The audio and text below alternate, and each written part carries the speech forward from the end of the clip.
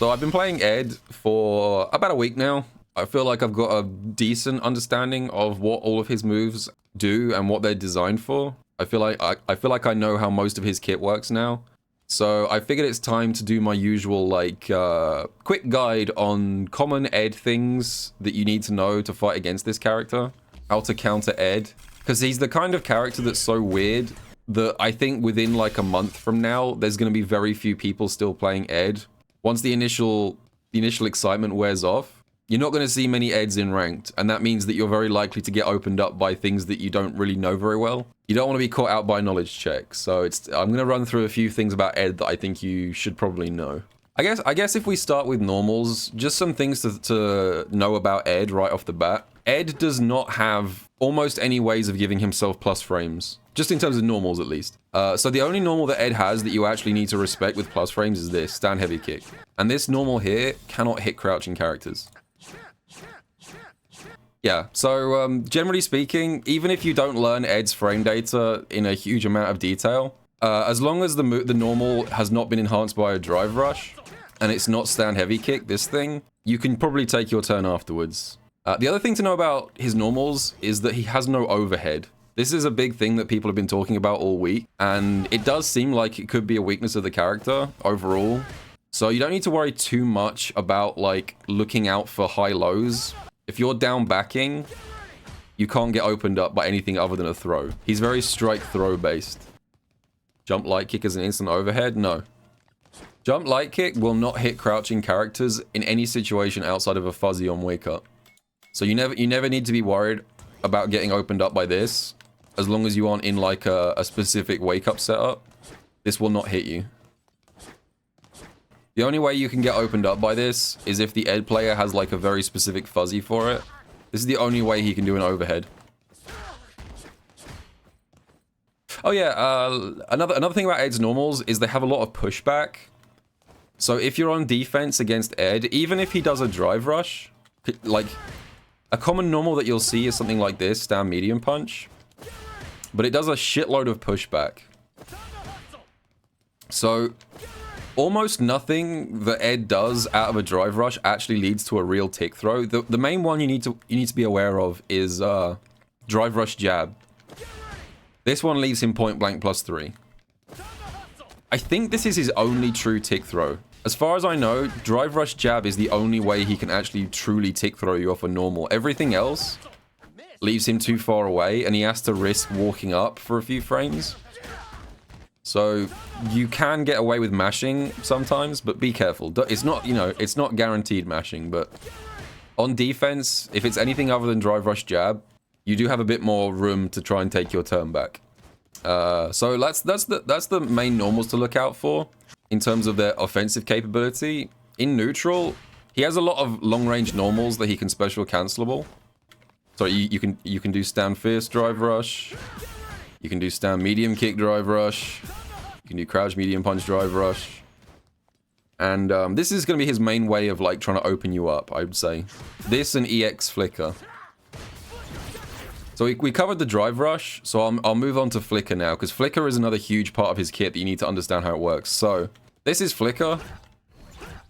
He has different versions of it depending on the button you press. Different ranges and different angles. If you just uncharge it like this, it's kind of just like a mediocre zoning tool. But if he charges it up, or does the EX version, this pulls you in and leaves him pretty damn plus in your face. He's +4 if he charges it, and +4 if he uses the EX version. And this is kind of the core of his strike throw game, I would say. This is like where most of it will come from. You'll see things like this. Very common, stand fierce into EX snatcher. And in terms of defending against this, I actually kind of recommend as a counter strategy here, if you're in the mix-up after this +4 situation, I actually think instant throw is really good here. Because Ed gets left so close that if he tries to shimmy you here by walking back, let me just show you. So you see, if I try and walk back as the Ed player to shimmy your throw, I actually get thrown straight out of it by the instant throw. And likewise, if I neutral jump to try and punish the throw, if you instant throw, I actually can't punish here, and you can actually anti-air Ed after you whiff the throw. It recovers too fast.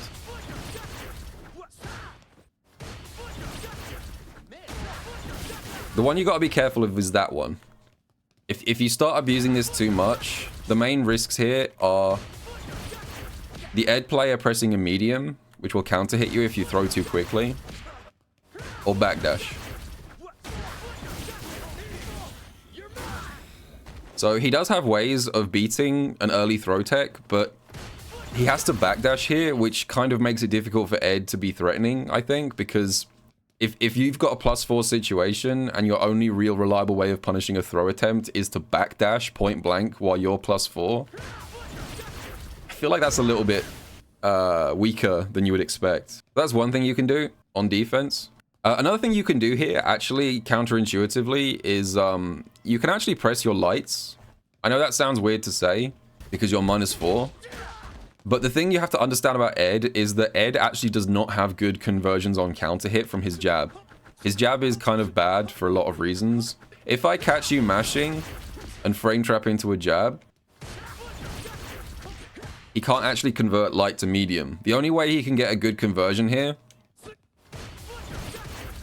is if he does that, stand jab to crouch light kick into drive rush. He can do stand medium punch here. This is where the RPS comes in. If like I'm sort of rotating through the RPS here. So we've covered the throw situation, then we covered the jab situation. So the next most likely thing is you're going to see stand medium punch here, and stand medium punch does link into itself on counter hit. So if he suspects you're going to mash here, he can actually do this. And now this is where the third part of the rock, paper, scissors comes in, which is where you do nothing. And if you just don't press here, he does stand medium punch, his turn is instantly over. Like, his stand medium punch is -1. Like, I hope I'm explaining this well enough, because I don't want to imply that any one of these options is, like, guaranteed. I'm not saying just mash or just throw tech. The point I'm making is that, like, there's kind of a rock, paper, scissors going on here. And it's not just a case of he's plus so he can do whatever he wants 24/7. Yeah. The other thing to mention, real quick, if your reactions are good, you don't even have to really deal with this mix-up at all. Because there is a gap. If you cancel any normal into EX Snatcher, you can actually just drive impact here. So unlike the regular version of Flicker, where you can cancel into a backdash to bait out a DI like that, the EX one has no option to charge it, and you can't cancel it. So if your opponent is just mindlessly stringing normal into Flicker, you can just DI through it. Like, just pay attention if your opponent has super stucked, because he can cancel into level 2 and level 3. But he can't do it on reaction. That's an important point to make here. If we compare this to a character like Luke, I'm sure you guys have seen Luke players, when they have level 3 stocked, they just start charging heavy flash knuckle 24/7. Because if you try and DI it, they can just reaction cancel straight into level 3 and kill you for it. They've got like 100 years to confirm the level 3 cancel. The difference here, the window to confirm this is tiny. You basically have to just hit the cancel the millisecond they turn red. Otherwise, the cancel window ends and that happens. So this is possibly reactable, but very difficult. It's more like a commitment. Before I leave the topic of Snatcher, one thing I should mention that's very important to defend against Ed in this game. Look at this sequence here. This is a thing that you'll see a lot of Ed players do. They will do forward throw, and then they will charge a Snatcher that hits meaty. And that this seems like a really good option, because if I try and DP, it whiffs. If I wake up not blocking or jump, I get snatched. And if I wake up block, I get pulled in and he's +4. This is also a projectile, the Snatcher, so you can't even wake up level 1. You'll just lose to it because it's a projectile. Because this snatcher hits meaty, you can't DI it on wake up. Do not attempt to do that. Yeah, it's DI safe. You will lose your entire life for doing that. But one very important feature of snatcher you need to know is that if you parry this thing, it absolutely kills the pull-in effect. Like, do you see that? If you regular parry this thing, the suction effect gets significantly reduced, and he's now nowhere close enough to throw you. Like, you might already know that parry reduces pushback. That is a universal thing in this game, but it's especially noticeable here. So, as with what I was saying earlier, there is a slight mind game going on here. So if the Ed player knows that you're going to mash parry on wake up to try and mitigate the charge snatcher, they can do that. They can start charging the snatcher and then cancel into the dash out of the charge. But this is like a huge commitment. This is like a really hard read. So they do have an option to beat parry. But if you don't parry and they do this, you can just smack them out of the dash. I suppose I should give some tips on dealing with this thing. At first glance, I think everyone expected this move to be like very similar to Rashid's level 2, where you just throw it out and kind of win neutral. But it's actually, I think, significantly worse as a neutral tool than Rashid's. So keeping in mind that Ed has no overhead, his only moves to open you up are strike and throw. If you're in the corner or just generally be very defensive, you can't get really opened up by anything other than a throw. So if you want to just like mitigate risk against this thing, I would recommend just blocking it, honestly. It doesn't do that much drive gauge damage on block.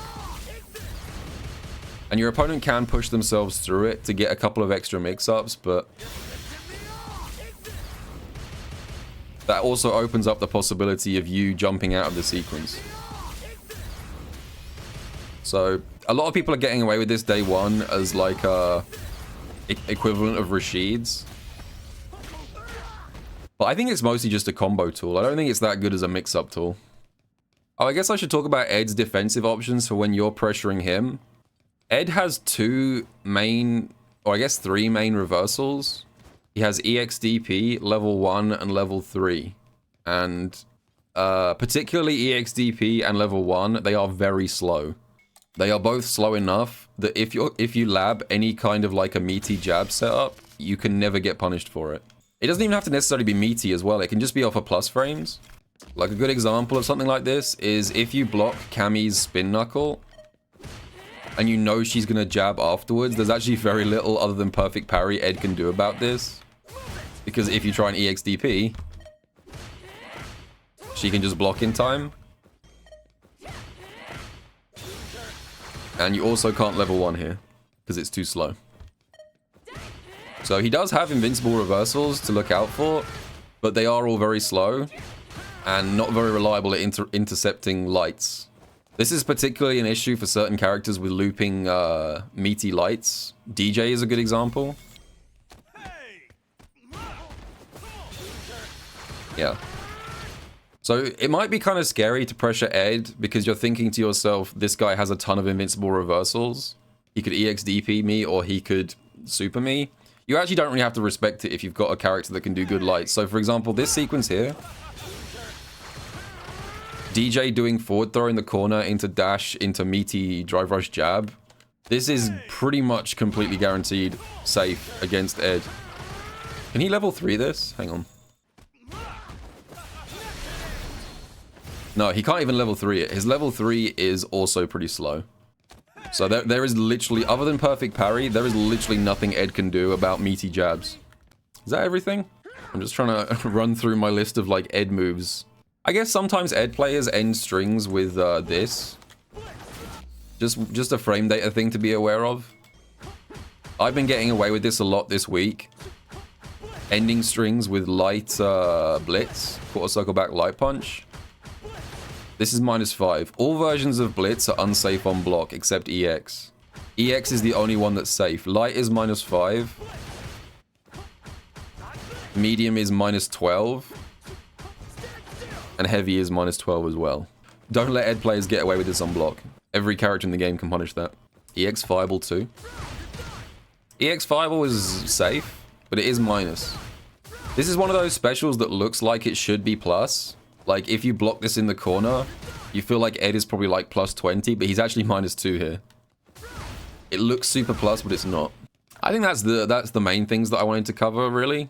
Obviously, do your homework, you know, figure out if there's any frame data you want to find specifics for, I would look at. In terms of Ed's strength as a character, I don't know what to make of this character. Just as an extra addendum, Ed is so weird and so non-standard in this game that I still have no idea if he's a good character or not. Some things he has makes me think he might be really strong. Like, he has good punish options. He can punish things from ranges where a lot of characters can't with things like his flicker jabs, which is really nice. And he's also got consistent ways of giving himself plus frames with like EX flicker. But at the same time as him having all these plus things, he also has a lot of very annoying downsides. The main one that everyone's talked about and that I find really frustrating is his jab. His stand jab is so bad. And the thing about him is that you have to chain into stand jab to special cancel. His crouch jab is actually really good. This thing has a lot of range, but you can't special cancel it. So anytime you want to convert off crouch jab, you have to chain back through stand jab. And if you're anything other than absolute point blank, you cannot get this chain to hit consistently. Like, do you see if I walk back like a pixel here, it breaks the jab. But anyway, without wanting to get too far off topic. So that's the best advice I have for Ed. Keep in mind that, again, it's only week 1, so not everything has been figured out. There's obviously going to be new tech developed that might change some of this stuff, but that's the impression I get for countering Ed on week 1. So, yeah, hopefully that was useful.